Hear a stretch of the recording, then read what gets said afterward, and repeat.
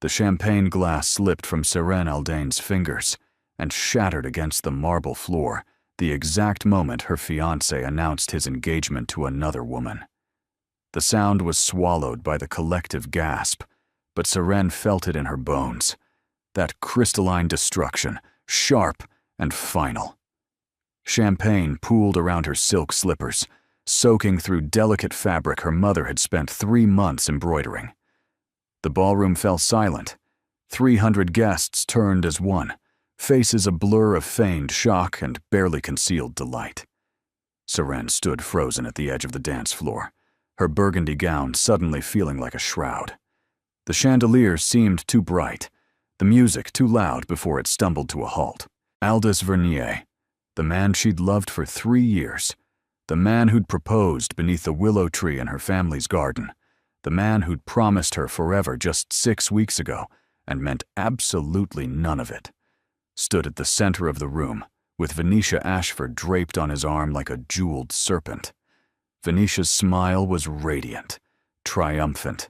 Her diamond necklace alone was worth more than everything Seren's family had ever owned, and she wore it like a declaration of war. "I know this comes as a surprise," Aldous was saying, his voice carrying that smooth, practiced charm she'd once found so captivating. But when love strikes, one must follow one's heart. Love. He dared speak of love while Seren stood 20 feet away, wearing the dress she'd saved for months to afford, the dress she'd meant to wear when they announced their own engagement tonight. Because that had been the plan. Their plan, discussed just this morning over breakfast, sealed with a kiss that now burned like poison on her lips. He hadn't been lying about that part. Tonight had changed everything, just not in any way she could have imagined in her worst nightmares. Whispers erupted around her like flames catching dry kindling. She caught fragments. Abandoned. Humiliated. Did you see her face? Always knew she wasn't enough. The Aldane girl, imagine. Each word a knife, sliding between her ribs with surgical precision. "Move," her mind screamed. "Walk away. Don't let them see you break." But her legs wouldn't obey. She was drowning in plain sight, surrounded by sharks in silk and satin who'd been waiting for exactly this moment. The Aldane family had once been wealthy, respected, powerful. Her grandfather had dined with nobility. Her father had owned ships that crossed oceans. Now they clung to the edges of society by their fingernails, and everyone knew it. Everyone, including Aldous, who'd apparently decided Venetia Ashford's fortune was worth more than 3 years of whispered promises and stolen kisses. "Seren," a voice cut through the fog. Low, controlled, utterly unfamiliar. She turned, grateful for any interruption. A man stood beside her, tall, dark-haired, with a face that seemed hewn from winter itself. His pale, piercing eyes assessed her with an intensity that made her breath catch. He wore black evening clothes that fit him like armor, and something about his posture suggested he commanded rooms simply by existing in them. "I don't believe we've met," she managed, her voice steadier than she felt. "We haven't." He didn't offer his name. Instead, he extended his hand. Elegant fingers, a signet ring she didn't recognize, absolute certainty in the gesture. "Dance with me." It wasn't a question. "I don't." "You have 2 choices." His voice dropped lower, meant only for her. "Stand here while they watch you crumble, or dance with me and let them wonder." The music had resumed, a waltz, achingly beautiful. Couples took the floor, shooting glances their way. Seren looked at the stranger's outstretched hand, elegant, powerful, completely foreign to her world. Then she took it. His grip was firm as he led her onto the dance floor, positioning them directly in Aldous' line of sight, with what seemed like deliberate precision. His hand settled at her waist with proprietary confidence, warm through the silk of her gown. "Chin up," he murmured as they began to move. Smile like you planned this. Like he's the fool, not you. I don't know who you are. Castian Valthor, Duke of Ashenmore. Her steps faltered. A duke. She was dancing with a duke while her entire life collapsed around her. The Duke of Ashenmore. She'd heard the name whispered at parties, always accompanied by words like reclusive and powerful and dangerous. Why? She breathed. Why help me? His cool gray eyes held hers, revealing nothing of his thoughts. Because you looked like you needed a villain more than a victim. That doesn't answer my question. A hint of amusement crossed his features, a crack in the ice so brief she might have imagined it. No, he agreed. It doesn't. The waltz ended. The final notes hung in the air like a question. But instead of releasing her, the Duke leaned closer, his lips nearly brushing her ear, his breath warm against her skin. Meet me in the East Garden in 10 minutes. I have a proposition for you. Before she could respond, he stepped back, bowed with formal precision, and disappeared into the crowd, leaving Seren alone on the dance floor, with 300 pairs of eyes watching, and absolutely no idea what had just happened. The East Garden was dark and cold. Seren wrapped her arms around herself and questioned every decision that had brought her here. She should be home by now. Instead, she was skulking through a strange garden to meet a stranger who'd offered nothing but cryptic words. Niall. The thought of him made her chest ache. He'd gotten himself tangled with moneylenders again, dangerous ones this time. That was half the reason she'd agreed to let Aldous announce their engagement tonight. His family's connections could have helped extract Neil before the situation turned deadly. Now that hope was ash, along with everything else. You came. She spun, heart lurching. Castian Valthor emerged from the shadows near a marble fountain, his dark figure blending with the night. Only his silver-gray eyes caught the moonlight, gleaming like a predator's in the darkness. Against my better judgment, she said, pleased that her voice didn't shake. Your better judgment led you to Aldous Vernier. Perhaps it's time to try a different approach. The words stung because they were true. What do you want, Your Grace? He moved closer, hands clasped behind his back, studying her with that unnerving intensity that seemed to strip away pretense. I watched you in there, the moment he announced his betrayal. Do you know what I saw? A woman being publicly destroyed? No. He stopped an arm's length away. I saw a woman who didn't collapse, who refused to give them the satisfaction of watching her fall. Seren's throat tightened. I was too shocked to move. Perhaps. Or perhaps you're stronger than you realize. He paused. I have need of someone strong. For what? Marriage. The word hung between them like smoke, impossible and absurd. You're proposing to me? Her voice came out strangled, pitched higher than she intended. You don't know me. We've spoken for perhaps 5 minutes total. This is madness. I know enough. His voice remained clinical. You're from a declining family. Your debts are considerable. 12,000 sovereigns. Your brother Niall has fallen in with Gregor Thane's moneylenders, which means he's approximately 3 weeks from having his legs broken. After tonight, your marriage prospects are ruined. Each fact landed like a blow. How did he know about Niall? Why do you know these things? Because I make it my business to know everything useful, he assessed her. And you might prove very useful. What purpose? I need a wife. You need salvation. This can be mutually beneficial. You could have any woman in that ballroom. Why me? Because they want something from me. Power, prestige, access. You want only escape. That makes you valuable. What's stopping you from simply not marrying? My grandmother. She's arranged a match with Rowena Blackmere. Unless I present an alternative soon, I'll be bound to a woman whose family's interests conflict with my own. Seren laughed bitterly. So I'm your emergency exit. Yes, and I'm yours. The question is whether you're practical enough to accept. If I refuse, then you return to your crumbling townhouse, your mounting debts, your ruined reputation. Your brother faces Gregor Thane's men alone. Your parents sink deeper into despair. Her hands clenched. You're cruel. I'm honest. There's a difference. He stepped closer. I'm offering you a way out. Title, security, protection, resources to save your brother. In exchange, you play my wife and keep Rowena at bay. For how long? His demeanor altered subtly, too quickly for her to read. There and gone like lightning behind clouds. That remains to be seen.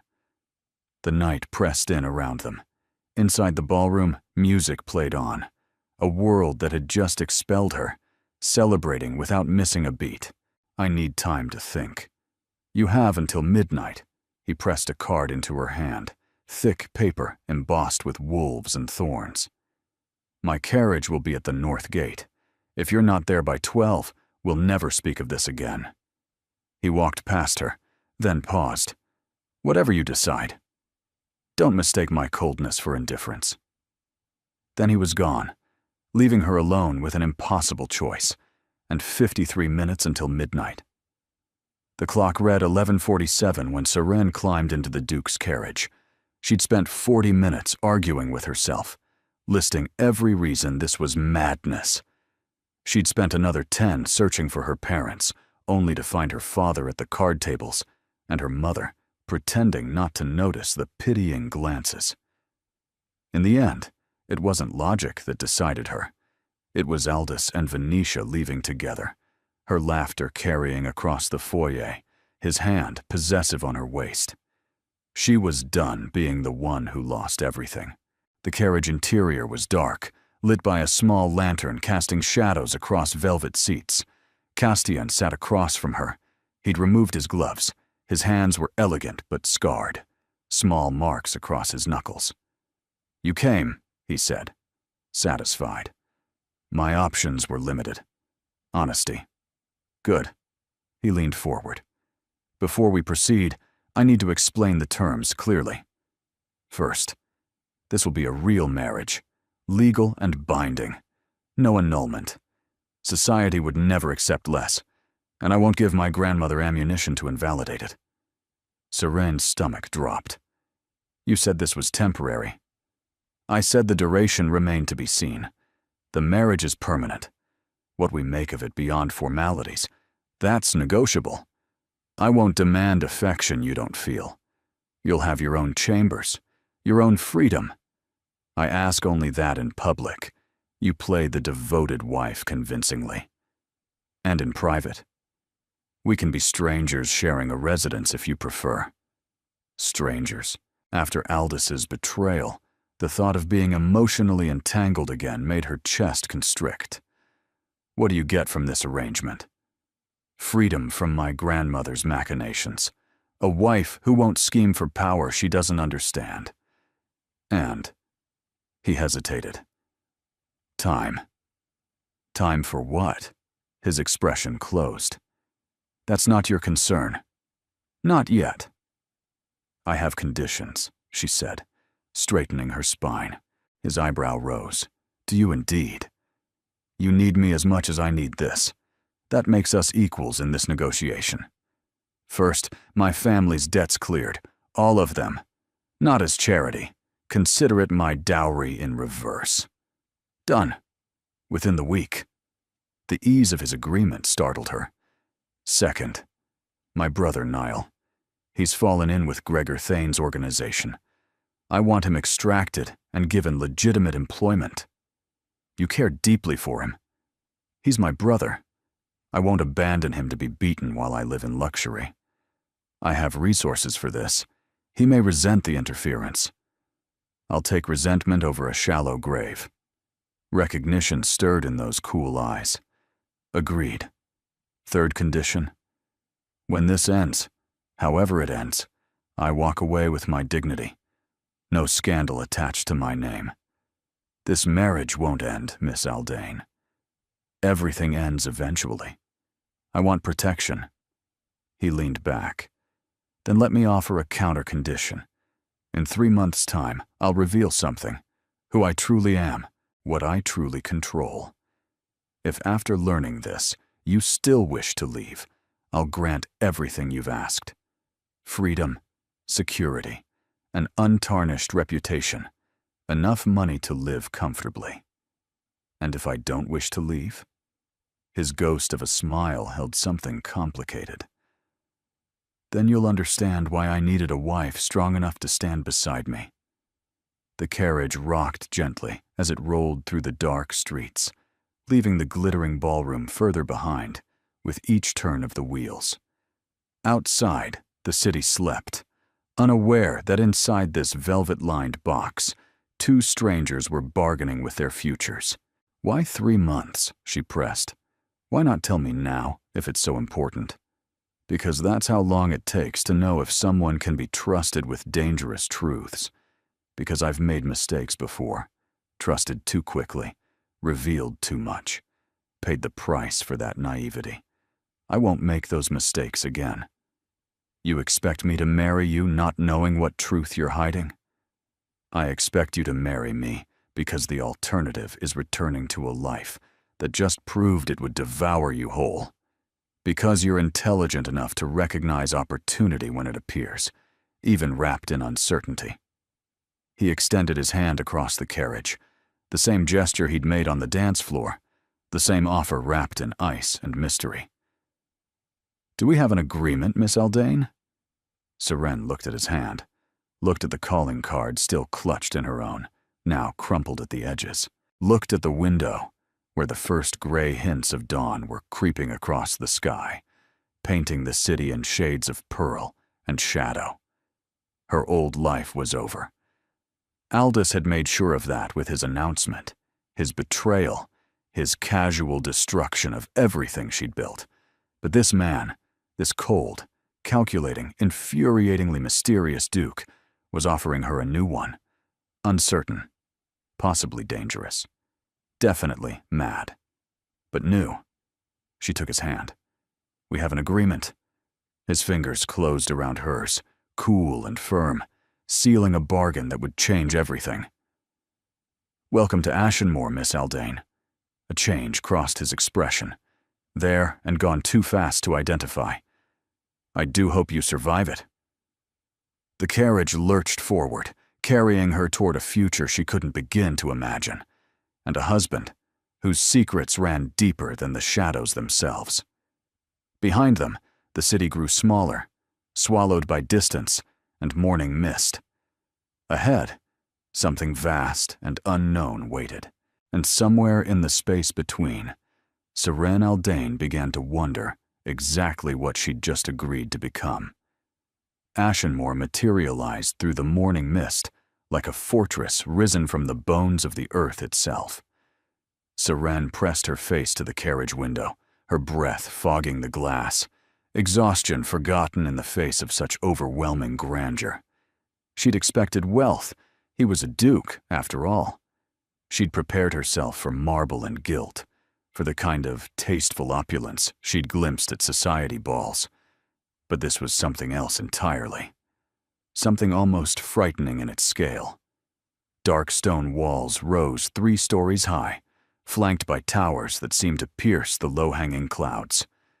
The architecture was ancient, built for defense rather than beauty, with narrow windows that watched the approaching carriage like suspicious eyes. The ground stretched endlessly in every direction. Wild moors and twisted forests, nothing like the manicured gardens of city estates. Even the sky seemed different here, heavier, charged with secrets. This wasn't a home. This was a kingdom unto itself. "It's been in my family for 400 years, Castian said, watching her reaction with that assessing gaze. "Built during the succession wars, when my ancestors needed a fortress that could withstand siege. More military installation than manor, though my mother tried to soften it during her time here." Tried? Some things resist softening. Some places hold on to their original purpose, regardless of decorative efforts. His voice carried something she couldn't quite identify. Grief, perhaps, or resignation. You'll understand once you've lived here a while. The carriage rolled through iron gates, guarded by stone wolves with bared teeth. Servants appeared instantly as they entered the courtyard, dozens of them, lined in perfect formation. They were measuring her, finding her lacking. "Your Grace." A severe woman in black approached, silver hair pulled into a punishing knot. "The household is prepared. Shall I show Miss Aldane to her chambers?" "Not yet, Mrs. Craddock. My grandmother first." The housekeeper's expression flickered before smoothing to professional neutrality. "The Dowager Duchess is in the morning room." Inside, Ashenmore was overwhelming. Vaulted ceilings disappeared into shadow. Tapestries depicting ancient battles covered walls of gray stone. Portraits of Valthor ancestors lined every corridor, generations of sharp-featured men and women watching with eternal judgment. "The East Wing will be yours," Castian said. "Private sitting room, bedchamber, attached study. Complete freedom within those rooms. And outside them? You'll learn the rules quickly.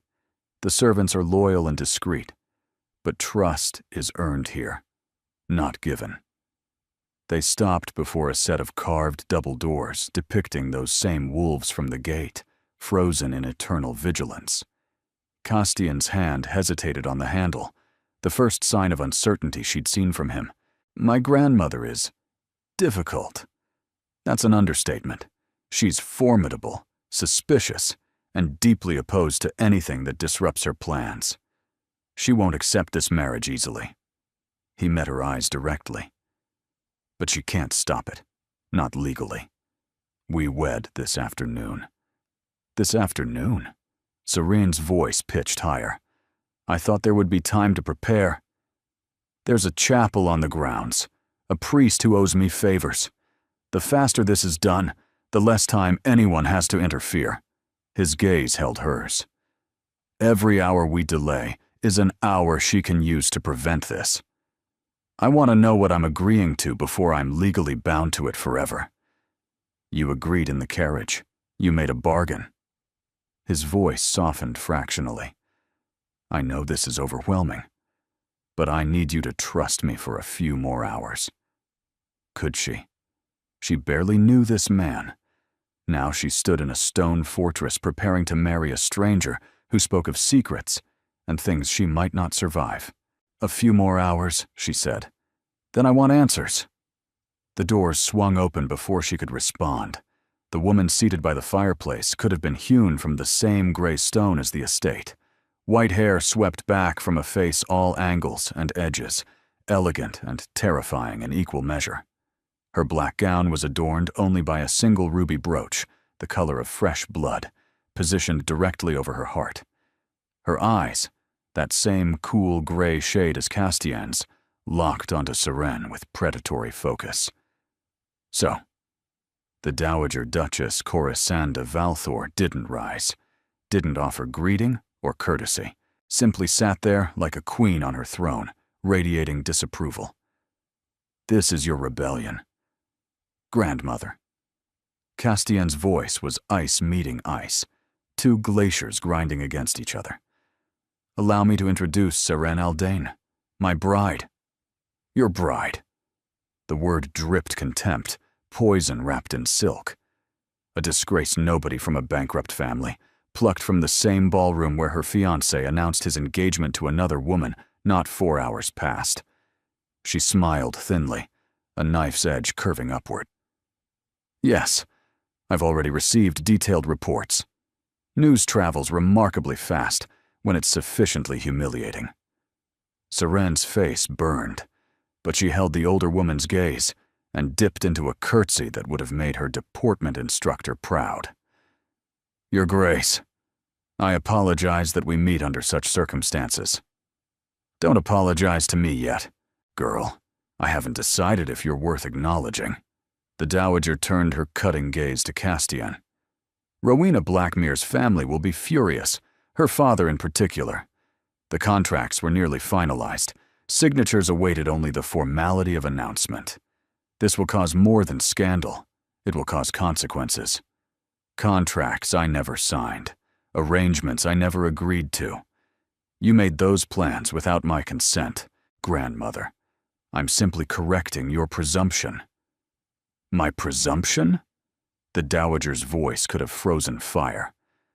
My presumption is that you honor your duties to this family, that you understand the alliances required to maintain our position, that you don't throw away generations of careful work for— Her eyes raked over Seren with naked disdain.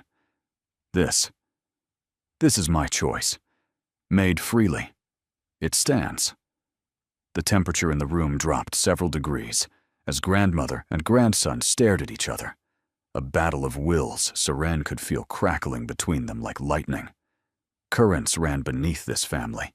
History she didn't understand. Power dynamics that went far deeper than simple disagreement about marriage. Finally, the dowager waved a dismissive hand. Take her away. Get her cleaned up. She looks like she's been crying, and we can't have that. If this farce of a wedding must happen today, at least make her presentable. Her gaze cut back to Serene. We'll speak later, girl. Alone. And you'll tell me everything you know about why my grandson truly chose you, or I'll make your life in this house very uncomfortable indeed. Castian took Seren's arm and guided her from the room before she could respond.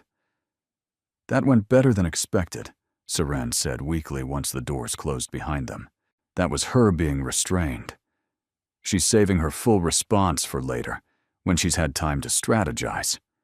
His grip on her arm tightened briefly, not painfully, but with urgency. She'll try to pry information from you, pressure you, intimidate you into revealing whatever she thinks I'm hiding. I don't have any information to give. You haven't told me anything. Then tell her that. But be careful.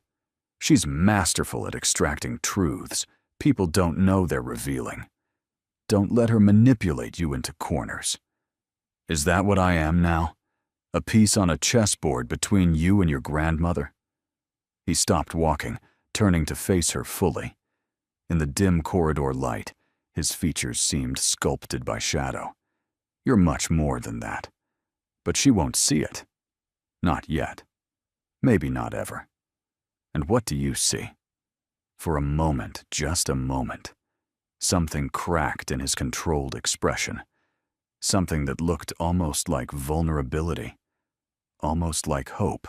Then it was gone, walls rising again like castle defenses. I see someone who survived what should have destroyed her. I see someone who negotiated terms with a duke at midnight rather than simply accepting whatever was offered. I see potential. He resumed walking, and she had no choice but to follow. The wedding is at 4 o'clock in the chapel. Try to rest before then. You'll need your strength for what comes next. As if summoned by the question, a young woman appeared at the end of the corridor, dark-haired like Castian, but with warmth where he had only frost.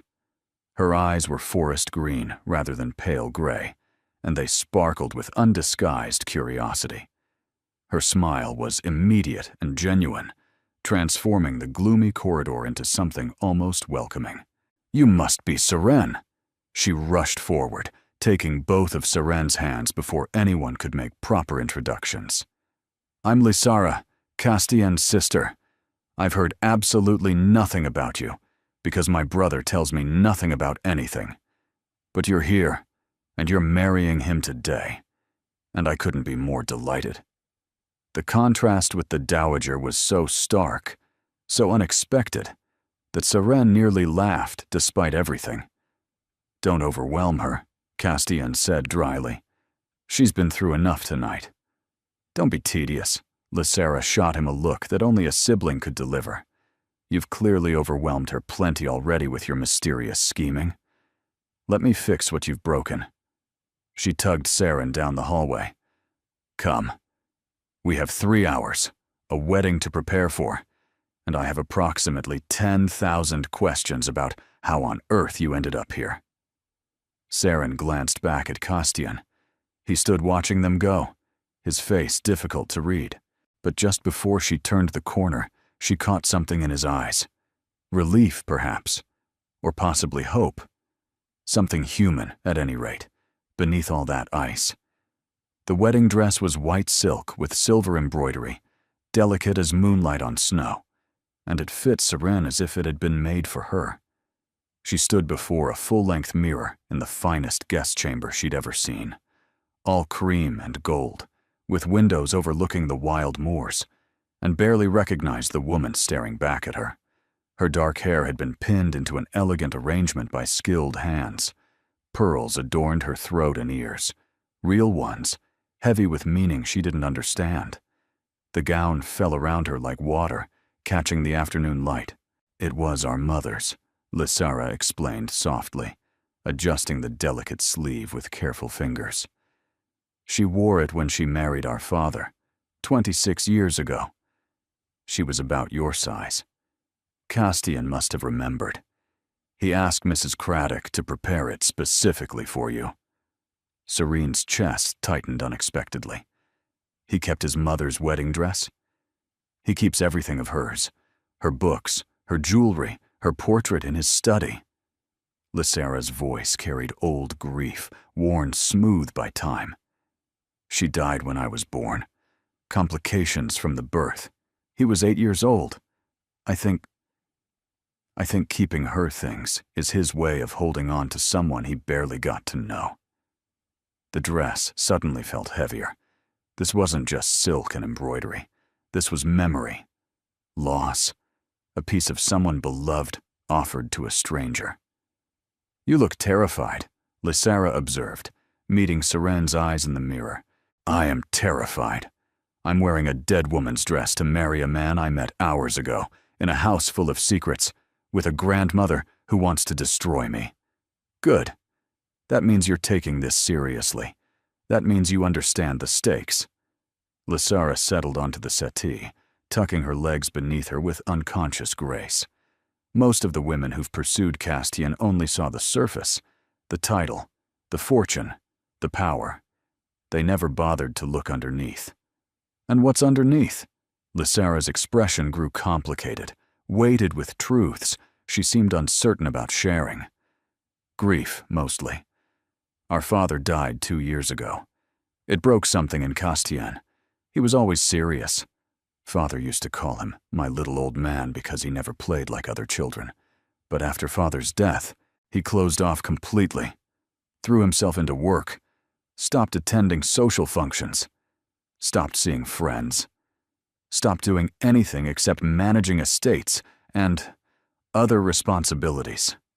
Other responsibilities? You'll learn about those eventually. Or you won't. That's for Castian to decide. Lysara's eyes held Seren's in the mirror, suddenly serious. "But I'll tell you this. My brother chose you for a reason. He doesn't do anything without reason. If he saw something in you worth binding himself to forever, then there's something there, even if neither of you can see it yet." A knock interrupted before Seren could respond. "It's time," Mrs. Craddock announced through the door. The chapel was small and cold, built from the same gray stone as the rest of Ashenmoor, lit by candles that cast flickering shadows across ancient walls. Narrow windows let in slants of pale afternoon light. No guests gathered in the wooden pews. No flowers adorned the altar. No music swelled to announce her entrance. Just a priest who kept glancing nervously at the dowager, who sat in the front pew radiating disapproval like heat from a forge. Just Lysara, who squeezed Serene's hand and whispered encouragement. Just Mrs. Craddock and a handful of senior servants bearing witness. And Castian. He stood at the altar in formal black, his dark hair swept back from that angular face, watching Seren walk toward him with an expression she couldn't read. He looked like something from a Gothic novel, the mysterious lord in his ancient castle, waiting to claim his bride. The ceremony was brief. Words spoken and repeated, ancient vows that bound them together in the eyes of law and God. Seren heard herself promising to honor and cherish, heard Castian making the same promises, felt the weight of a simple gold band sliding onto her finger. When the priest instructed Castian to kiss his bride, he leaned in and pressed his lips to her forehead. Gentle, chaste, oddly tender. Not the kiss of a lover. The kiss of someone sealing a covenant. "It's done," he murmured against her skin, so quietly no one else could hear. "You're safe now. Whatever happens next, you're protected." Safe. Strange word for a bride to hear at her wedding. Protection. As if danger was assumed. As if safety was the exception rather than the rule. The dowager swept out without offering congratulations, her black skirt snapping against the stone floor. Lysara embraced Seren fiercely, whispering, "Welcome to the family. I'm so glad you're here. We needed something new in this house."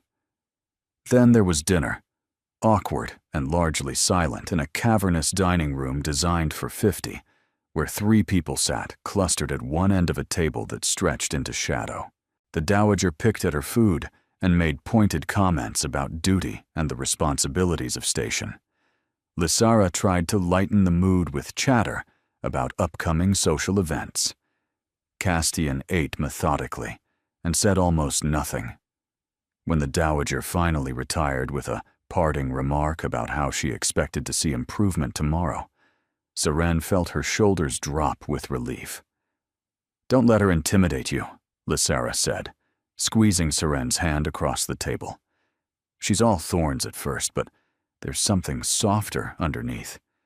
You just have to survive long enough to find it." "That's reassuring." Lysara laughed, a bright sound that seemed foreign in this stone-heavy house. "I'm being summoned by my maid. Something about correspondence that arrived while we were at the ceremony. I'll find you tomorrow. We have so much to discuss." She departed in a whirl of green silk, leaving Seren and Castian alone for the first time as husband and wife. The silence stretched between them, filled with uncertainty. "I'll show you to your chambers," he said finally. They walked through empty corridors, their footsteps echoing against stone. The east wing was quieter than the rest of the house, warmer, more human-scaled. Tapestries here depicted gardens instead of battles. The portraits showed women reading, children playing, moments of domestic peace rather than martial glory. Castian opened a door to reveal a suite that made Seren catch her breath despite everything. Soft blue walls the color of a summer sky, a fireplace already burning with welcoming warmth, a canopied bed draped in cream silk that looked impossibly inviting after the longest night of her life. "Your sitting room is through there," he pointed. "The study through that door, a small library through the next." He paused. "The door at the far end connects to my chambers, but it locks from your side. You control when, if, it ever opens. I will never enter without invitation." The consideration in the gesture surprised her. He'd thought about her comfort, her autonomy, her need to feel safe in this unfamiliar place. "Thank you," she said quietly, "for all of this." He nodded, turning to leave, then stopped, his hand on the doorframe. "You did well today, with my grandmother, with the ceremony, with all of it." His voice was quieter now, stripped of its usual controlled precision. Most women would have fled by the time my grandmother finished her first sentence. "I don't have anywhere to flee to. We've established that." "That's not why you stayed." Seren met his gaze. "No? No." He studied her like she was a puzzle he couldn't quite solve. "You stayed because you refused to be defeated, because you'd rather face an impossible situation than surrender to an inevitable one. It's written all over you, and how you hold yourself, how you speak, how you look at challenges." A ghost of something, not quite a smile, crossed his face. That's why I chose you, Seren. Not because of your circumstances, because of who you are within them. He left before she could respond, closing the door softly behind him. Seren sank onto the edge of the magnificent bed, overwhelmed and exhausted, and utterly alone. She was the Duchess of Ashenmore now, married to a stranger, living in a fortress full of secrets and hostile relatives. And somewhere beneath it all, buried under layers of ice and mystery, was a man who'd looked at her tonight like she might actually matter. She didn't know what to do with that. 3 weeks passed, and Seren began to learn the rhythms of Ashenmore. She learned that Castian rose before dawn, vanishing into his study with correspondence that arrived by messenger at all hours. She learned that he took breakfast alone, dinner with her, and Lysara, when his grandmother didn't interfere, and rarely spoke more than necessary. She learned that the servants respected him absolutely, obeyed without question, and never discussed his business within her hearing, no matter how carefully she listened. She learned that she was being kept at arm's length from something, and she still had no idea what. But she also learned gentler things. She learned that Lysara was brilliant and bored, desperate for companionship after years of isolation in this remote estate. She learned that Mrs. Craddock's severity masked genuine care for the household's well-being. She learned which corridors caught the morning light, which library alcoves offered the best reading spots, which gardens had been allowed to grow wild and beautiful. She learned that letters arrived regularly from London now, letters addressed to her mother, containing bank drafts that would clear the debts she'd carried for years. She learned that a formal offer of employment had been extended to her brother Niall through intermediaries, a position managing accounts for a shipping concern, legitimate work, safe work, a chance to rebuild himself. Castian had kept his promises, all of them, without fanfare or expectation of gratitude. "You're brooding," Lysara observed one morning, finding Seren in the library, with a book she hadn't actually been reading. "I'm thinking. Same thing in this house. Brooding runs in the family. You'll start doing it too, eventually." Lysara plopped into the chair beside her, arranging her skirts with habitual grace. "What's troubling you?" "Everything. Nothing." The way Castian looked at her sometimes across the dinner table, like he wanted to say something, then thought better of it. The locked doors she'd discovered in the north wing, secured with complex mechanisms she couldn't begin to understand. The letters marked with seals she didn't recognize. The visitors, who came at odd hours and left before anyone could see their faces. "I don't understand him," Seren admitted. "Your brother. He's given me everything I asked for, protected my family, cleared our debts, made sure my brother has options. But he barely speaks to me. He's generous from a distance and absent up close. Few people understand him. He doesn't let them close enough to try. But you do. You're his sister. You grew up together." Lysara's smile dimmed like a candle guttering. "I understand the boy he was before, the one who used to read me stories and teach me to ride and sneak me sweets from the kitchen when grandmother wasn't looking." Her voice softened with old affection.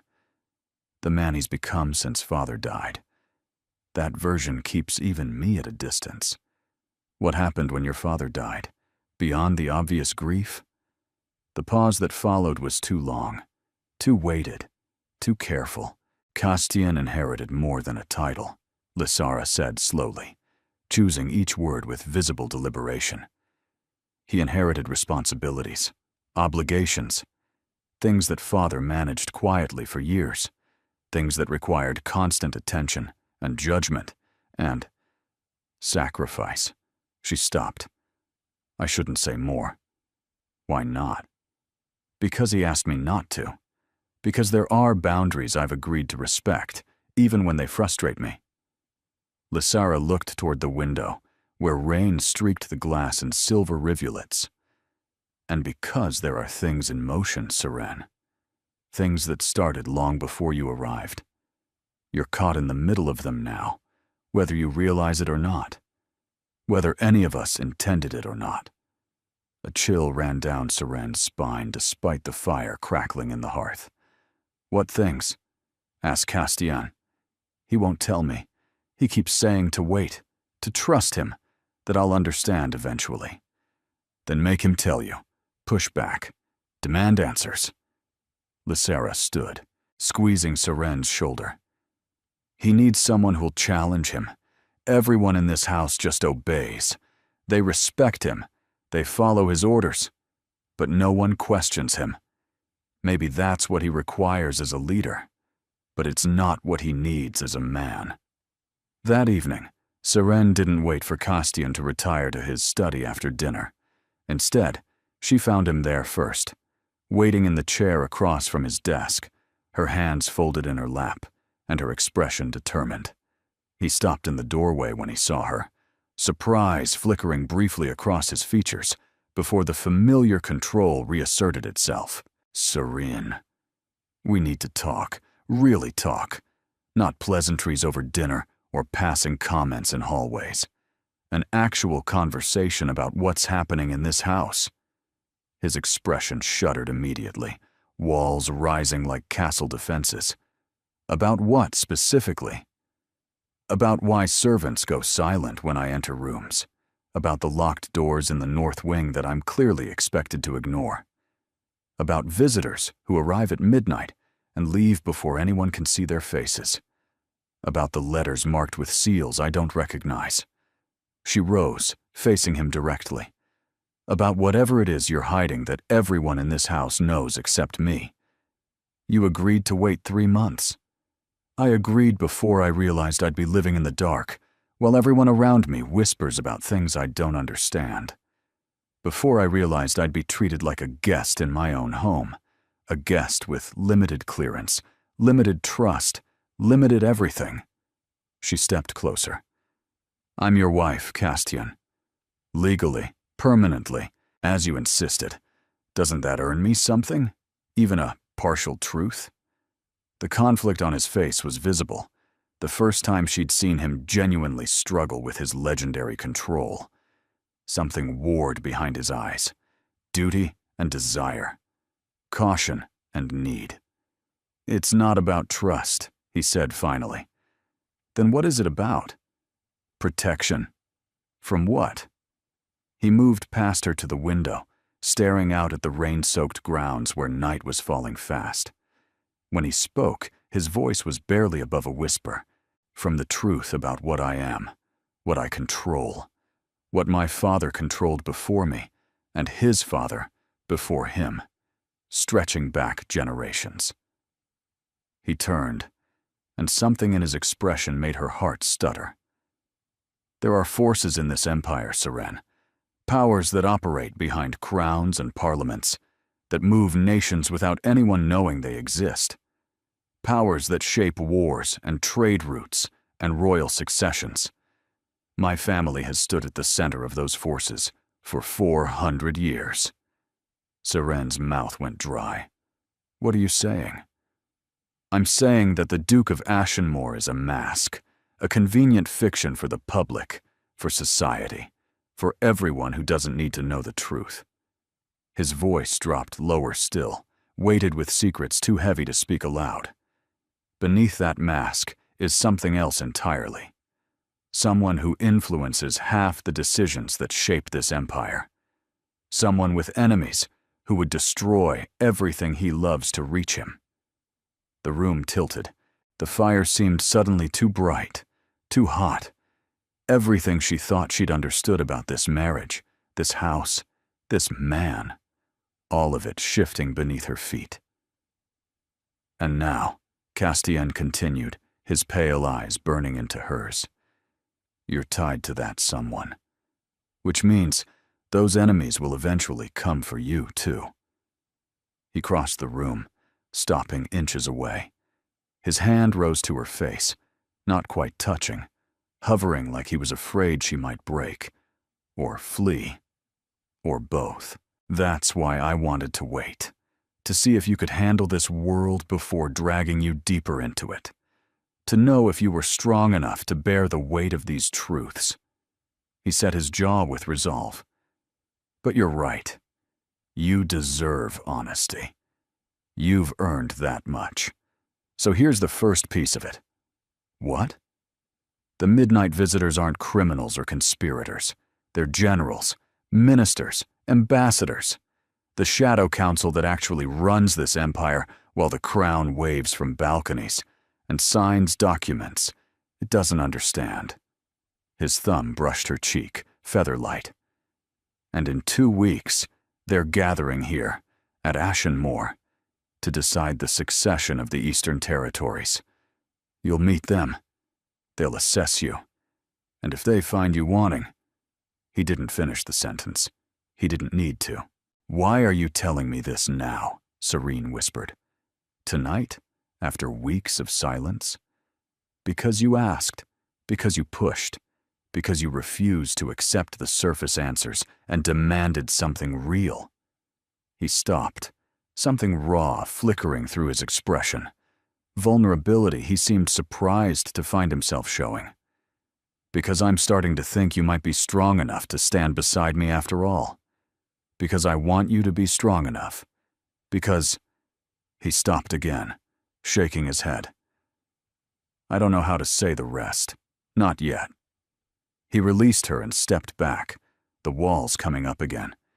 But they seemed thinner now. More permeable. The Thornwood Ball is in 3 days. Our first public appearance as husband and wife. Society will be watching, judging, drawing conclusions. My grandmother will be watching closest of all. And there will be people there who serve the Shadow Council, people who will report back everything they observe about you. What do I need to do? Be exactly who you've been since you arrived. Bold, unbreakable, unafraid.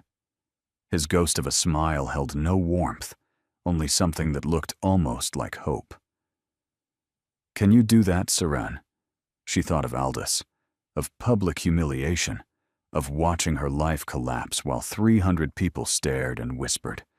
She'd survived that. She'd walked out of the ashes and into this impossible new life. She could survive anything. Watch me, she said. The Thornwood Ball glittered like a jewel box come to life. Chandeliers dripping crystal fire, gowns in every color of sunset and twilight, music that swelled and retreated like waves against a shore. Seren stood at the top of the grand staircase in midnight blue velvet, Castian's hand warm at the small of her back. Below them, 500 faces turned upward, watching, judging, hungry for scandal. Her throat tightened, but she kept her chin high. Ready, Castian murmured. No. Good. Neither am I. But we do it anyway. They descended together, step by careful step, Seren's hand resting on Castian's arm with practiced grace. The whispers started immediately, a susurrus of speculation that followed them across the ballroom like smoke from a fire. Serene caught fragments. The jilted one, married within hours. What could he possibly see in her? Desperate? Scheming? Nobody. Presume she trapped him somehow. She lifted her chin higher with each word. Duchess of Ashenmoor. A woman materialized before them, blocking their path with deliberate precision. Raven-haired, alabaster-skinned, with eyes like polished obsidian that reflected the chandelier light. Her crimson gown clung to her figure like a declaration of war, cut lower than fashion strictly permitted, designed to draw and hold attention. How absolutely fascinating to finally meet you. Seren didn't need an introduction. She knew exactly who this was. Lady Rowena Blackmere, she said evenly. Your reputation precedes you.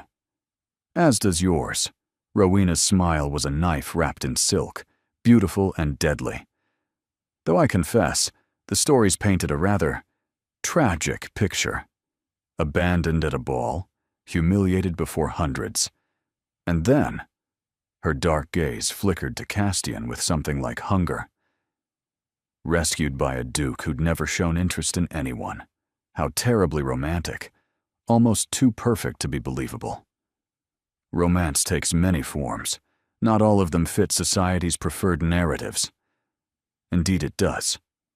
Rowena stepped closer, her voice dropping to dangerous intimacy. Some forms are genuine. Others are convenient arrangements made in desperation. Little bargains struck in dark gardens when options are running out. Her eyes glittered. I wonder which applies here. Rowena. Castian's voice cut through like frost on glass. You forget yourself. Do I? She turned that glittering gaze on him, anger and desire mixed together like poison. I forget nothing, Your Grace, especially not promises made to my family, contracts nearly signed, expectations carefully cultivated over years of patience and planning. Her smile sharpened. Did you think I would simply accept this substitution? This nobody plucked from disgrace to warm your bed while I'm discarded like yesterday's fashion? I think, Castian said quietly, dangerously, that you should walk away before you say something you'll genuinely regret. Something with consequences. Regret? Rowena laughed, a sound like breaking glass, beautiful and painful. The only regret here is yours, Your Grace. You'll realize it soon enough, when you're tired of playing savior to damaged goods, when you want a woman of actual substance, when you remember what you could have had. She glanced at Serene with undisguised contempt. I give it 3 months before you're knocking on my door again, begging forgiveness. She swept away before anyone could respond, leaving silence in her wake like the aftermath of a storm. Serene's hands trembled at her sides. She forced them still through pure willpower. She's wrong, Castian said. Is she? He turned her to face him, his grip firm on her shoulders. Look at me, Serene. She did. Those gray eyes held something she hadn't seen before. Not coldness, but intensity. Purpose. Something almost fierce. You are not damaged goods. You are not a substitution. You are not a bargain I made in desperation or regret. His voice dropped lower.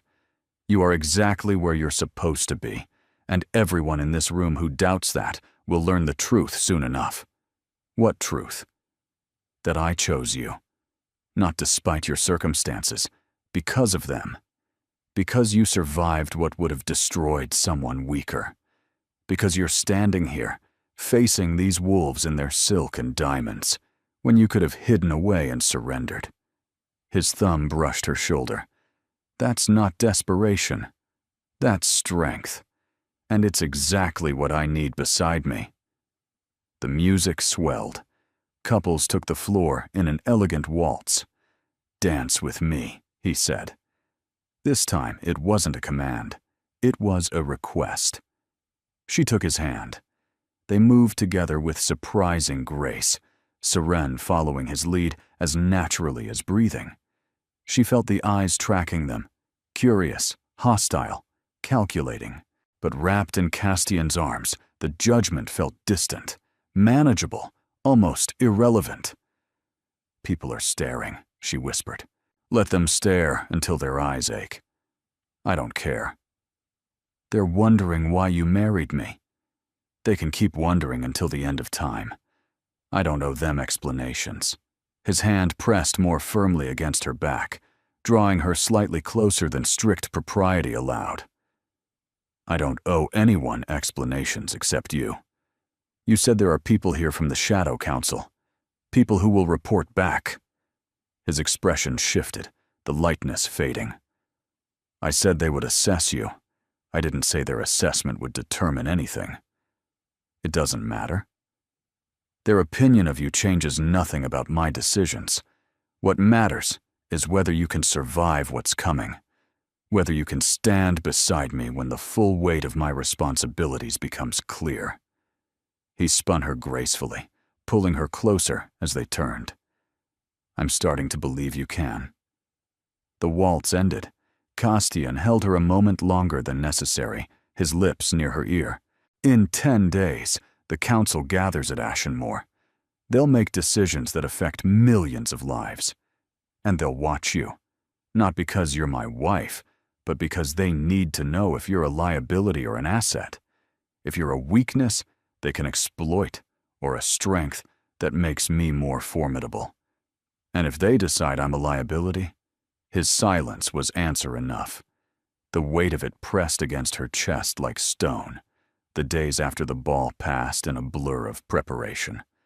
Seren learned the names and histories of council members, 12 figures who operated in shadows, who moved nations like chess pieces, who answered to no crown but wielded more power than any king.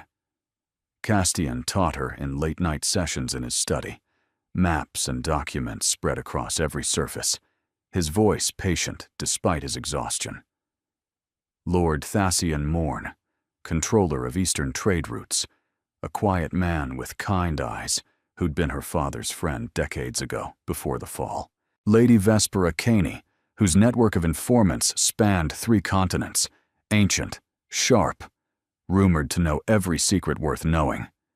General Aldrich Fenworth, who commanded armies that existed on no official roster, blunt-spoken and honorable, loyal to the council rather than any single member, and 8 others, each more formidable than the last.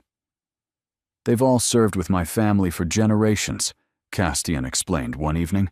Maps covered every surface, marked with symbols Seren was finally beginning to understand. My father held them together through force of will and earned trust. His death created a vacuum that others want to fill. And you filled it. I'm trying. For the first time, she heard exhaustion in his voice, real, unguarded weariness. Some of them respected my father enough to give me time to prove myself. Others see opportunity in my relative youth and inexperience. They test me constantly. Every decision I make is scrutinized, including your decision to marry me. Especially that decision. Rowena's father is among those who see opportunity. Castian's expression darkened. Lord Blackmere controls the western mining operations. Half the Empire's iron and coal flows through his territories. The marriage he wanted for Rowena wasn't about connection to my title. It was about consolidating power within the council itself, positioning his family to make a move when the time was right. And by marrying me instead, I denied him that consolidation, made a permanent enemy in the process. He looked at her directly. Another truth I should have told you earlier. Another danger I've placed you in. Seren moved closer, studying the maps, trade routes and territorial boundaries, alliance lines and contested zones, the skeleton of an empire laid bare. Show me everything, she said. Show you what? Everything. The territories, the alliances, the enemies, the history of every grudge and every alliance. She met his surprised gaze steadily.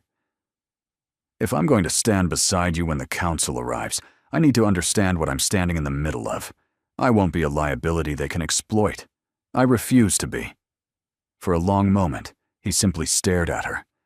Then his expression shifted, the walls lowering just slightly, letting warmth through the cracks.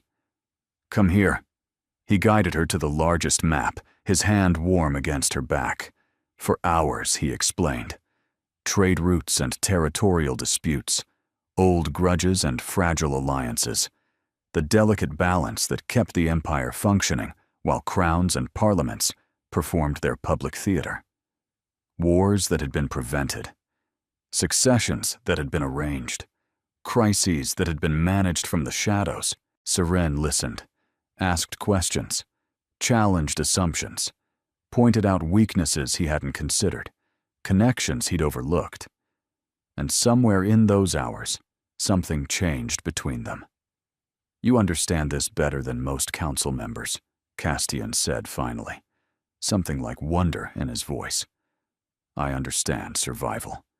How to look at a situation and see not just what's happening, but what's about to happen. Politics is just survival, with better clothing and higher stakes. He laughed, an actual laugh, rusty with disuse but genuine. It transformed his face, softening the sharp edges, making him look younger, almost approachable, almost warm. What? She asked. Nothing. But he was still smiling. You just reminded me of my father. He said something similar once. He would have liked you. Was that a compliment? The highest I'm capable of giving. They stood close now, closer than they'd been since the wedding. Seren could smell cedar and something darker. Ink and old books, the scent of late nights and endless work. Could see the faint lines of exhaustion around his eyes, the tension he carried in his shoulders like armor. When did you last sleep properly? She asked. I don't remember. Weeks, maybe. That's not sustainable. Neither is ruling a shadow empire while pretending to be a simple duke. I do what's necessary. His smile faded. I've always done what's necessary. And what's necessary tonight? The question hung between them, weighted with meanings she hadn't quite intended, but didn't take back. Castian's hand rose to her face, hovering just above her cheek. I should let you rest. The council arrives in days. You'll need your strength. That's not what I asked. His eyes searched hers, looking for permission, looking for certainty, looking for something he seemed afraid to find. Serene. I'm tired of being careful. She closed the distance, pressing her cheek into his palm. I'm tired of locked doors and separate chambers, and pretending this marriage is just an arrangement between strangers. It was supposed to be. That's what we agreed. Things change. Agreements evolve. People surprise themselves. She looked up at him. You said you chose me because I was strong, because I survived. Maybe I'm strong enough for this too. He kissed her. Not the chaste brush of lips from their wedding. This was real, deep and searching and hungry. His hands tangled in her hair, pulling pins loose until dark waves spilled over her shoulders. She gripped his jacket, pulling him closer, closer, until there was no space left between them.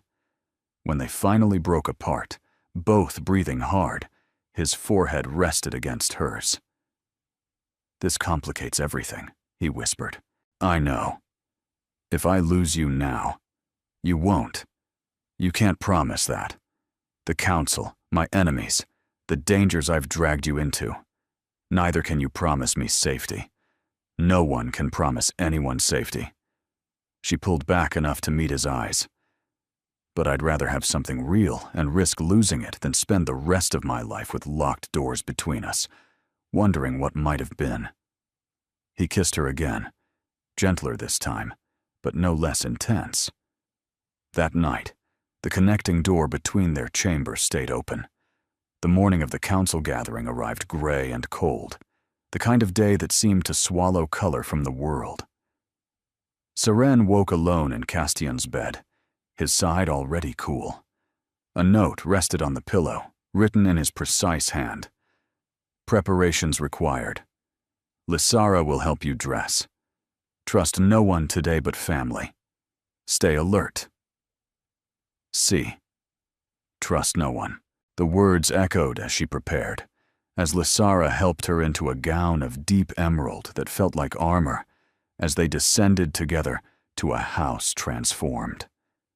Ashenmore had filled with strangers overnight, servants she didn't recognize, moving with efficient purpose, guards in unfamiliar livery positioned at every entrance, and faces, hard, calculating faces that tracked her movement through every corridor with undisguised assessment. Stay close to me, Lysara whispered, linking their arms. Until the formal dinner tonight, you're safest in company. Don't let anyone draw you into private conversation. Where's Castian? In session with the council. They've been locked in the north wing since dawn. The doors won't open until they've completed preliminary business. The locked doors. Finally, Seren understood their purpose. Not to hide things from her, but to protect whatever happened inside. Hours passed like thick honey. Seren played her role, the gracious hostess, the demure wife, the woman who smiled and deflected and revealed nothing. She felt the assessment in every glance, the weighing, the silent judgments being formed and filed away. By late afternoon, she was exhausted from performing. She'd retreated to a quiet alcove near the library, seeking a moment of solitude, when she heard voices, low, urgent, familiar. The Dowager, and someone else. A man. Can't trust her. She came from nothing, knows nothing about our work, and now he's told her everything. The second voice was male, cultured, dripping disdain. Your grandson has lost his judgment. My grandson, the Dowager said coldly, has made his choice. Unfortunate as I find it. Unfortunate? It's catastrophic. The Blackmere Alliance would have secured the Eastern Territories for a generation. Instead, we have this merchant's daughter playing at nobility, wearing your daughter-in-law's dress, sharing your grandson's bed. It's an insult to everything this council represents. Seren's blood ran cold. She pressed deeper into the shadows. What do you propose, Lord Blackmere? So this was Rowena's father, the enemy Castian had warned her about. Remove her. Quietly. An accident, perhaps, or a sudden illness. She's new to the household. No one would question fragile health. The Duke would mourn appropriately, recover eventually, and we could redirect his attention to more suitable arrangements. The casualness of it stopped Seren's breath. He was discussing her murder like rearranging furniture. You forget yourself. The Dowager's voice cracked like a whip. Whatever I think of the girl, she is now family. Valthors do not dispose of family, however it was acquired. You'd protect her? After everything you've said about this marriage being a disaster? A long pause. Then, softer. I would protect my grandson's choices, even the ones I disagree with, even the ones I fought against. That is what family does. That is what loyalty means, not agreeing with every decision, but standing behind them once made. Then you're a fool, Coruscant, and fools don't survive in our world. Sentiment is weakness, and weakness is death. Footsteps retreated, heavy with anger. Seren pressed herself deeper into the alcove, heart pounding. Lord Blackmere wanted her dead. The Dowager, harsh, critical, disapproving, had defended her. And somewhere in the North Wing, Castian sat with these same people, making decisions that shaped empires. Unaware that his wife had just been marked for removal, she had to tell him. But when she reached the North Wing, guards blocked her path with immovable resolve. Council is in session, Your Grace.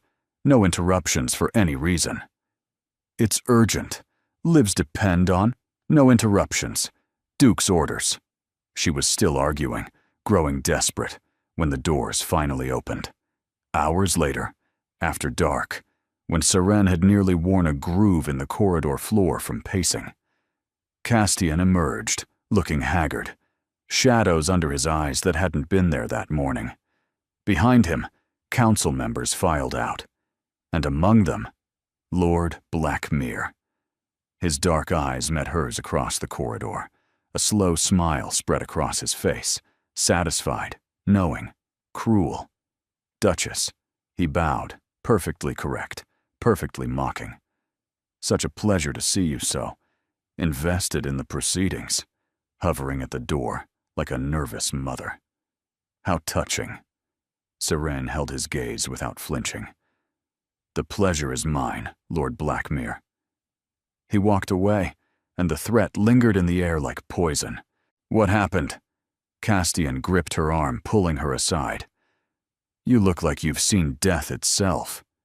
We need to talk, now, privately." In his study, she told him everything. The overheard conversation, the Dowager's unexpected defense, Lord Blackmere's casual suggestion of murder, delivered as if discussing the weather. Castian listened in absolute silence. When she finished, his expression was carved from granite. "I'll handle Blackmere." "How?" "You don't need to know the specifics." "I think I absolutely do, given he just suggested having me killed over afternoon tea." "Serene." He caught her face between his hands, forcing her to meet his eyes. "Trust me. Please. I will not let anyone hurt you. Not Blackmere. Not anyone. I'm not worried about myself. I'm worried about you." She gripped his wrists. "These people are dangerous. You've spent 2 years trying to hold them together, to fill your father's place. But what happens when they decide you're the obstacle? When they decide your attachment to me is weakness they can exploit? That won't happen. It could. It already has. Blackmere sees me as your weakness. How many others see the same thing?" Intensity burned in his eyes. "You're not my weakness. They don't know that. They can't see what I see." She softened her grip, her voice dropping. "They see a nobody from a bankrupt family who trapped a duke into marriage. They don't see someone who stayed up until midnight learning trade routes. They don't see someone who can read a situation and predict what's coming. They see liability. Then we'll show them differently." He released her face, stepping back. "Tomorrow is the final session. The council will vote on the Eastern succession. After that, most of them will leave. But tonight there's a formal dinner. Every council member will attend. Every ally and enemy in the same room, watching each other, watching you." His jaw set with determination. "And you'll sit beside me, as my Duchess, and prove to all of them that you're not a liability. And if I can't?" He didn't answer. He didn't need to. The formal dinner was a masterwork of tension disguised as elegance. 24 chairs surrounded a table that could seat 50, council members arranged by rank and alliance, each placement strategic. The Dowager sat at one end, presiding like a queen despite her lack of formal position. Castian sat at the other end, calm and controlled, despite everything. And Serene sat at his right hand, wearing emerald silk and a pleasant expression that hid her terror. Lord Blackmere sat directly across from her. His smile never wavered. "Such a charming tableau," Lady Vespera Caney observed from Serene's left. The spymaster was ancient, her face lined with decades of secrets, her dark eyes missing nothing. The young Duke and his unexpected bride. Quite the romantic story. All of London is buzzing. Romance has little place in our world, Lady Kane. Surely you know that better than anyone. No. Then what does have place, young Duchess? Survival. Loyalty. The willingness to protect what matters, regardless of cost or consequence. Serene held the older woman's gaze without flinching. "I may be new to your world, but those are languages I speak fluently. I've been speaking them my entire life." Something kindled in Vespera's ancient eyes. Interesting. Very interesting indeed. The dinner progressed through 7 elaborate courses, each more beautiful than the last. Conversation swirled, alliances tested, positions probed, threats veiled in pleasantries and compliments. Serene said little, but listened to everything, cataloging observations the way Castian had taught her. She noticed how Lord Blackmere deferred to General Fenworth, seeking the military man's approval. She noticed how Lady Vespera watched everyone with equal attention, her dark eyes recording every glance and gesture. She noticed how Lord Thasian Morn kept glancing at the Dowager, some silent communication passing between old allies. And she noticed how Castian commanded the table without raising his voice, a word here, a glance there, redirecting conversations, diffusing tensions, maintaining balance through sheer force of will. This was his battlefield. These were his enemies and allies. And he navigated them with the same cold precision he brought to everything, until Lord Blackmere decided to attack openly. "Your Grace," he said, during a lull in conversation, his voice carrying across the sudden silence with deliberate clarity. "I must confess curiosity about your Duchess's qualifications for her position." Every head turned. "Qualifications?" Castian's voice could have frozen fire. "Forgive me, I mean no offense, but the Council has always valued transparency in such matters. Your father's wife came from the Valdris family, impeccable lineage. Your grandmother was a Thornwood, legendary connections, distinguished families with clear contributions to our cause." Blackmere spread his hands in false innocence.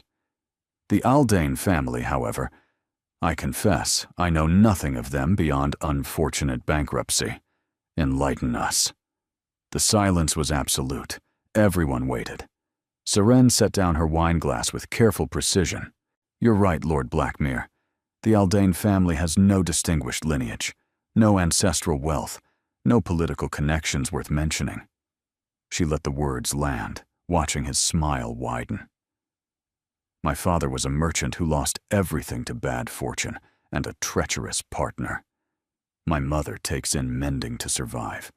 My brother struggled with gambling and dangerous associations until recently." Blackmere's smile grew triumphant, victory gleaming in his cold eyes. "And yet," Seren continued, her voice strengthening, "I am sitting at this table, in this house, wearing these jewels, married to this man." She leaned forward slightly. "Do you know why, Lord Blackmere?" His smile faltered. "Because I survived. When my world collapsed around me, I didn't crumble with it. When I was publicly humiliated before hundreds of people, I didn't hide in shame. When a stranger offered me an impossible choice at midnight, I took his hand and stepped into the unknown without looking back." She let her gaze sweep the table, meeting every pair of eyes. "I have no lineage to recommend me, no fortune to buy favor, no network of spies or armies or trade routes. All I have is the absolute refusal to be defeated." Silence pressed against the walls like a living thing. His Grace didn't choose me despite my circumstances. He chose me because of them. Because he understood that someone who survives destruction learns things that those born to privilege never will. Because hardship is its own education. Because I don't need to be taught what's at stake. I've lived it. She turned to Blackmere directly, her voice quiet but cutting. "I've heard what you think of me, my lord. Damaged goods. Nobody. Liability." His face paled. "But I wonder, when everything you have is stripped away, when your lineage and wealth and connections mean nothing, what will be left of you?" She smiled, and it was not kind. "I already know what's left of me. I've met her in the mirror every morning for years. Can you say the same?" The silence stretched like a held breath. Then, from the head of the table, the Dowager laughed. Not a polite chuckle, a genuine, startled laugh that made everyone turn in surprise. "Well," she said, raising her glass, "it seems my grandson's taste is better than I credited. To the Duchess of Ashenmore, who has just reminded us all why spirit matters more than pedigree."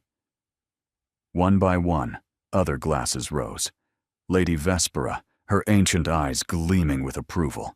Lord Thasian, with a genuine smile. General Fenworth, nodding with military respect. Lord Blackmere sat motionless, his smile gone, his face a mask of barely contained fury. Castian took Seren's hand beneath the table and squeezed, his grip warm and fierce. She'd passed the test. But as she met Blackmere's eyes across the table, dark with hatred, burning with humiliation, She knew with absolute certainty. This wasn't over. He would come for her again, and next time, he wouldn't be so indirect about it. The council session the next morning erupted into chaos before noon. Seren was in the library when she heard the shouting, voices raised in the north wing, sharp enough to carry through stone walls and closed doors. She gathered her skirts and ran. Guards moved to stop her at the corridor entrance, but Lysara was already there, face pale as milk. "What's happening?" Black Mir made his move. Lysara's voice shook with barely contained fear. "He's challenged Castian's leadership, demanded a formal vote of confidence, claims Castian is too young, too compromised by personal attachments, too distracted to lead effectively." Can he do that? Just challenge like that? The council rules allow it. If enough members support the challenge, Castian loses his position. Everything falls apart. Her green eyes were wide. Everything. The doors burst open. Council members spilled out, some furious, others calculating, all of them radiating tension. Lord Blackmere strode through them, his expression triumphant. He stopped when he saw Seren. "Duchess!" His bow was mocking, exaggerated. "I'm afraid your husband's position is somewhat precarious at the moment. Perhaps you should prepare for a change in circumstances. Start packing those lovely borrowed gowns." "What have you done?" "Merely exercised my rights as a council member. Your husband has proven himself compromised, distracted by domestic concerns when he should be focused on the Empire's needs. His judgment is clouded by—" His gaze raked over her with deliberate insult. "Sentiment. The council will never support you." "No? I have 7 votes already. I only need 1 more." His smile was a blade. "The vote is at noon. I suggest you prepare yourself for disappointment." He walked away, and the threat lingered in the air like poison. Seren pushed past the remaining council members, searching for Castian. She found him in the council chamber, standing alone at the head of a massive table, papers scattered before him like fallen leaves. He looked up when she entered. His face was devastated. "It's not over," she said immediately. "He has 7 votes. Lady Vespera hasn't committed either way. She's the swing vote, and she's refusing to meet with me. Then we find another way to reach her. Serene." He said her name like it hurt. "If this vote goes against me, everything changes. The protection I've offered you, the security I promised, it all disappears. Blackmere will see to that personally. I don't care about protection. You should. I care about you." She crossed the room, gripping his hands. "Stop treating this like you've already lost. We have until noon. What do we do?" He stared at her. Something in his expression shifted. Despair cracking, determination bleeding through. "There's one way, but it requires revealing something I've kept hidden even from the council." "What?" He released her hands, moving to a locked cabinet in the corner. From it, he withdrew a leather case, worn with age, secured with complex mechanisms. Inside was a single document, heavy paper, covered in seals and signatures spanning generations. My father didn't just lead the council. He held something over them. Insurance. Castian's voice was barely audible. "This document contains evidence of every questionable decision the council has made for the past 50 years. Every compromise with principles, every betrayal of stated values, every crime committed in the name of stability." Seren's breath caught. "Including Blackmere's, including everyone's. My father called it the Covenant. It was his guarantee that no one would move against him or the family. Mutual, assured destruction. Why haven't you used it?" "Because using it means destroying the council entirely. Every alliance, every arrangement, every carefully balanced relationship, all of it collapses." He met her eyes. "I'd rather lose my position than burn everything my father built." even if losing your position means losing your life. Losing everything we've started. Yes. He said it without hesitation, then softer. Some things matter more than winning. No. Seren grabbed the document from his hands. You don't get to sacrifice yourself on principle. Not when there's another way. What other way? We don't use this against everyone. We use it against one person. She held up the covenant. How much does this document contain about Lord Blackmere specifically? Understanding dawned in Castian's eyes. Enough to destroy him 10 times over. Embezzlement. Unauthorized negotiations with foreign powers. Assassination orders. Things he'd hang for if they became public. Then we show Lady Vespera. Not the whole document. Just Blackmere's sections. We prove he's not trying to save the council from compromised leadership. He's trying to seize power for himself before his own crimes come to light. She'll want to know where the information came from. Then tell her. Tell her everything. If we're asking her to trust us, we have to trust her first. Seren gripped his arm. You said she values information above all else. Give her information no one else has. Make her understand what's really at stake. Castian stared at her. This woman who'd walked into his world 5 weeks ago, who'd faced down every challenge he'd thrown at her, who was now standing in a council chamber plotting political warfare like she'd been born to it. When did you become this? He asked quietly. I've always been this. You just finally let me show you. He kissed her. Quick, fierce, full of something that felt like hope. Let's go convince a spy master. The council chamber fell silent as Castian entered at noon, Seren at his side. Their hands joined. Every seat was filled. Lord Blackmere sat at the far end, his supporters flanking him, confidence radiating from every line of his posture.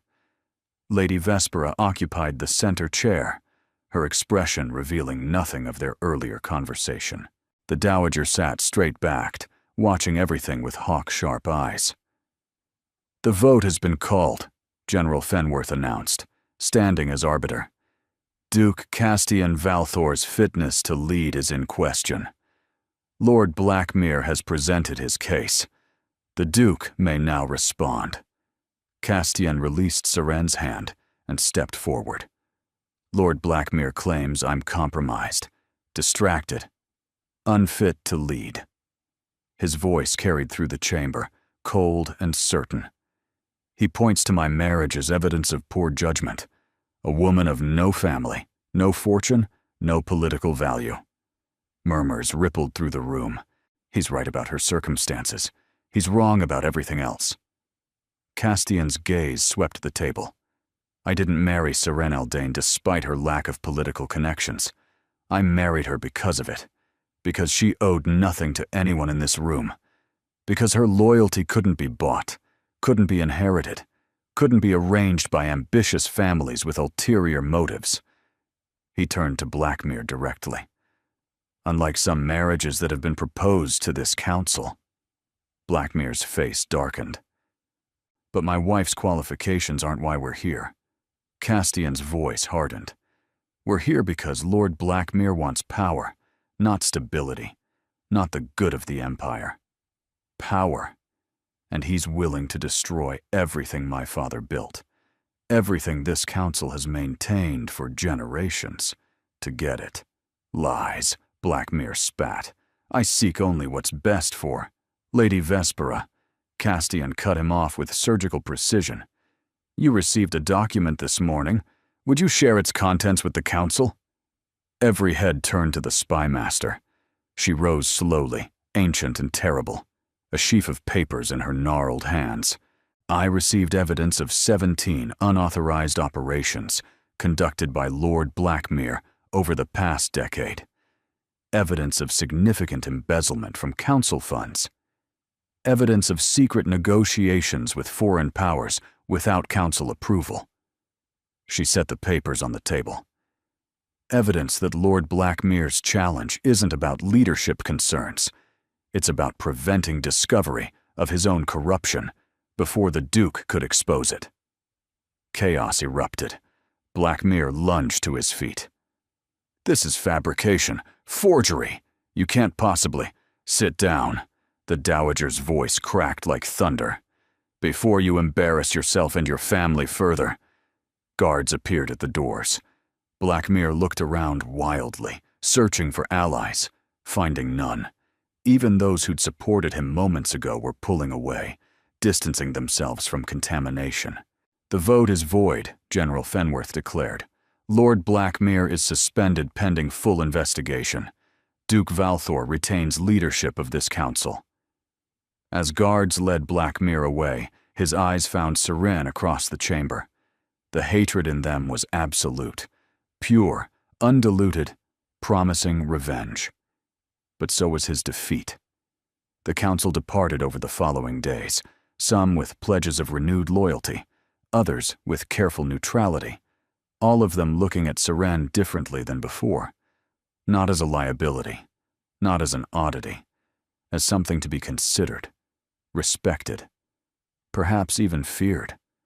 Lady Vespera found her on the morning of her departure, in the garden, where winter roses somehow still bloomed. "You have a gift for survival," the old spymaster said. "I've watched you these past days. You observe, you calculate, you act with precision when the moment demands it. I learned from necessity. The best teachers are often the cruelest." Vespera's dark eyes held something like approval. "Your husband is lucky to have found you. Luckier than he knows, perhaps. Or perhaps I'm lucky to have found him." Vespera smiled, a rare expression that transformed her ancient face. "Perhaps you found each other exactly when you were both needed. The world works that way sometimes, for those wise enough to recognize it." She left Seren alone with the roses, and a warmth that had nothing to do with sunshine. Rowena Black Mir came to Ashenmore 3 days after her father's arrest. She found Seren in the library, appearing without warning, her beauty diminished by fury and fear. "You've destroyed us," she said without preamble. "My father will hang. Our family's reputation is ashes. Everything we built, generations of work, gone because you couldn't stay in your proper place." Seren set down her book calmly. "Your father destroyed himself, Lady Rowena. His crimes were his own. I merely ensured they came to light before he could commit more." "You think you've won?" Rowena's voice cracked. "You think this makes you one of them? You're still nothing. Still nobody. Still the jilted girl who got lucky." "Perhaps." Seren stood, facing the woman who'd once seemed so terrifying. "But I'm the jilted girl who's still standing, who'll still be standing tomorrow, and next year, and decades from now. Can you say the same?" Rowena had no answer. She turned and fled, leaving only the echo of her footsteps. Seren watched her go without satisfaction, without triumph, only a quiet recognition that some battles, once won, left nothing but exhaustion in their wake. That evening, Seren found Castian in his study. But for once, the maps were put away. The correspondence sat untouched. He stood at the window, watching the last light fade from the sky. "It's done," he said as she entered. "Black Mir will face justice. His allies have scattered. The council is stable. More stable than it's been since my father died. Because of you. Because of us." He turned to face her. "I couldn't have done this alone. I was so focused on maintaining control, on not showing weakness, that I couldn't see another way forward. You showed me. I just suggested a strategy. You executed it brilliantly. You did far more than that." He closed the distance between them, his hands framing her face. "You stood beside me when you could have run. You fought for me when you could have protected yourself. You believed in me when I'd almost stopped believing in myself. Castian, I love you." The words hung between them, simple and devastating, transforming everything that came before. "I know I'm not easy to love. I know this world is dangerous. I know I've asked impossible things of you since the moment we met." His voice roughened. "But I love you, Seren. Not because you're useful, or strong, or strategically valuable. Because you are you. Because you make me want to be present in my own life. Because every morning I wake up grateful that you took my hand in that dark garden." Tears pricked her eyes. "I love you too.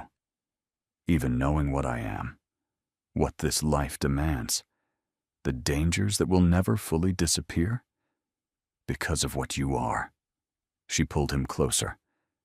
"Because you're the man who saw me at my lowest and offered me a chance to rise. Because you've carried impossible burdens and never stopped trying to do right by the people depending on you. Because underneath all that control is someone who cares so deeply, he's terrified of showing it." He kissed her, deep and true and full of promise. When they parted, he reached into his pocket. "I have something for you." It was a ring, not the simple band from their hasty wedding, but something extraordinary. A sapphire the color of midnight sky, surrounded by diamonds that caught the light like scattered stars. "This was my mother's. My father gave it to her the day I was born." His voice was thick with emotion. He told her it was for moments of new beginning, when old worlds ended and new ones opened up. He slid it onto her finger. "You're my new beginning, Seren. Whatever comes next, we face it together." She kissed him again, tasting salt. His tears or hers, she couldn't tell. It didn't matter. Nothing mattered except this moment, this man, this future they'd somehow carved out of chaos and desperation. The grand ballroom of Ashenmore was transformed into something from a fairy tale. Candles blazed in every chandelier, their light multiplied by mirrors and crystal until the entire room seemed to glow from within. Music swelled from an orchestra positioned in the gallery above. 500 guests filled the space, council members and nobles, allies who'd once doubted them, and enemies who'd learned the cost of opposition. And at the center of it all, the Duke and Duchess of Ashenmore danced. "Everyone's watching," Seren murmured, her sapphire ring catching the light as Castian spun her gracefully. "Let them watch until their eyes tire. I don't care. They're still wondering, you know, how a jilted nobody ended up here. They know the answer by now. They've watched you command council meetings. They've seen you negotiate treaties and diffuse crises. They've learned that underestimating you is a mistake no one makes twice." She laughed softly. "Flatterer. Truth-teller. There's a difference." The music swelled toward its conclusion. Seren caught glimpses of the people who'd shaped their story. Lysara dancing with a young lord who looked both terrified and enchanted.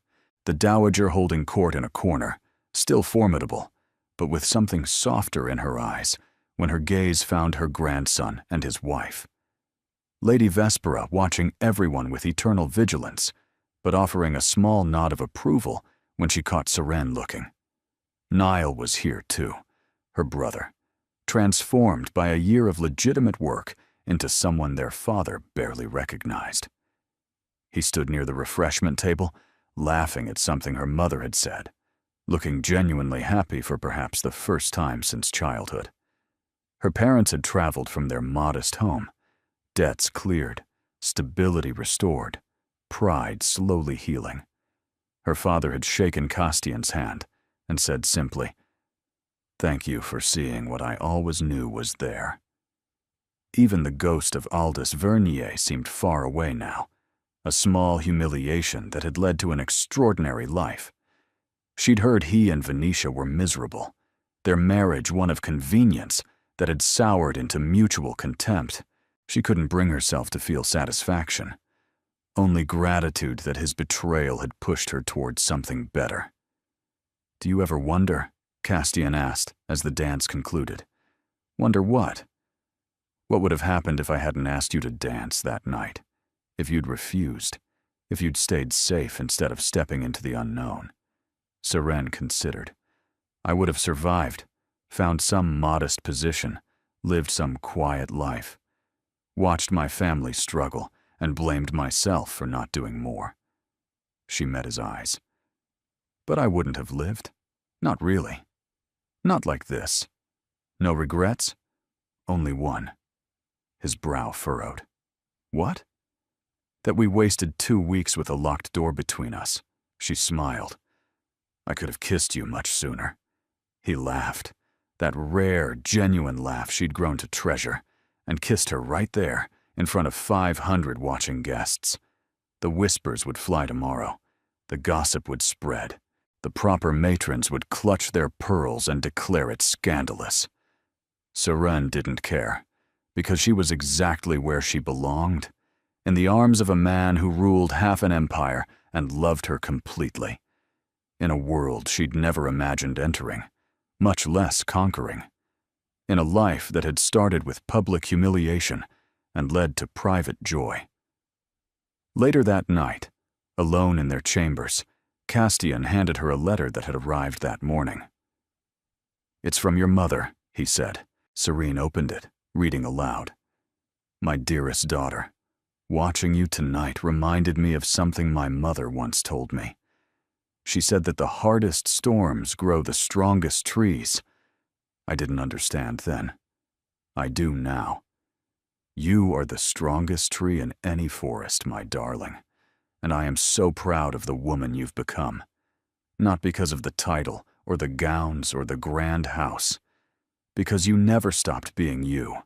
Kind, brave, fierce, true. Even when the world tried to convince you that being you wasn't enough, it was always enough. You were always enough. All my love, forever and always, Mother." Seren's eyes filled with tears. Castian pulled her close, holding her as she cried, not from sadness, but from the overwhelming fullness of a heart that had learned, against all odds, to hope again. "She's right, you know," he murmured against her hair. "About what?" "You were always enough. From the first moment I saw you standing in that ballroom, refusing to crumble, I knew. I just didn't have words for it yet." She pulled back, wiping her eyes. "What words do you have for it now?" He smiled, open and unguarded, all his walls finally down. "I have. I love you. I have. I'm grateful. I have. I can't imagine my life without you, and I don't want to try." He kissed her forehead, then her cheek, then her lips. "I have. Whatever comes next, we face it together. Always." "Always," she agreed. Outside, snow began to fall, the first of the season, blanketing Ashen Moor in white. Inside, wrapped in warmth and love and the certainty of belonging, the Duke and Duchess of Ashenmore began their forever. Some stories start with fairy tale meetings, princes and princesses who recognize each other immediately, who fall in love at first sight, who never doubt the path they're on. Theirs started with betrayal, desperation, and a bargain made at midnight in a dark garden. But the ending was the same. Happy, true, earned, and absolutely, impossibly, completely worth every step of the journey to get there.